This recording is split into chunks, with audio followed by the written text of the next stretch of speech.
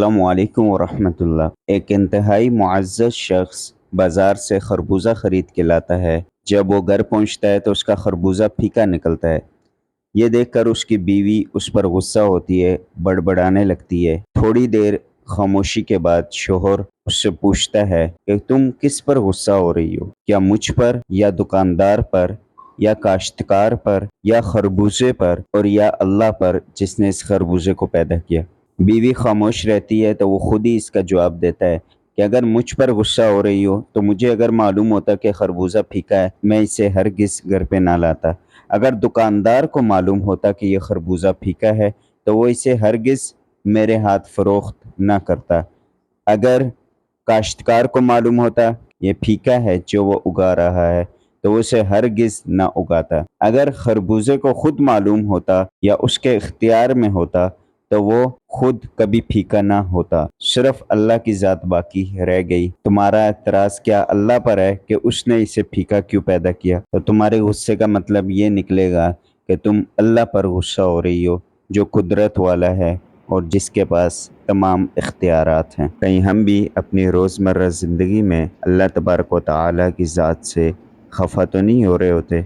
अगर हम अल्लाह की नाशुक्री करेंगे, उसकी ज़ात से खफा होंगे तो यकीनन अल्लाह की ज़ात भी हमसे खफा होगी और अल्लाह अपनी दी हुई नेमतें हमसे छीन लेगा। एक मर्तबा महमूद गजनवी ने अपने पास कुछ फल मंगवाए और वो फल कड़वे थे। उसके मुसाहिबीन, वज़रा, महमूद गजनवी के दरबार के लोगों को उसने फल पेश किए। जो भी उस फल को खाता तो वो मुंह बना लेता गोया कि वो कड़वा है, और वो कहता कि आली जान ये तो बहुत कड़वा है। आखिर में उसने वही फल जो है अपने चहीते गुलाम अयास को पेश किए तो उसने वो फल खाना शुरू किए। बिल्कुल मज़े ले लेकर उसने वो फल खाया। दरबार के लोग भी हैरान और ख़ुद महमूद गजनवी भी हैरान होकर अयास से पूछने लगे कि क्या ये फल कड़वा नहीं है? अयास ने कहा जी ये फल कड़वा है। तो महमूद ने पूछा तो फिर तुम मज़े ले लेकर ये कैसे खा रहे हो?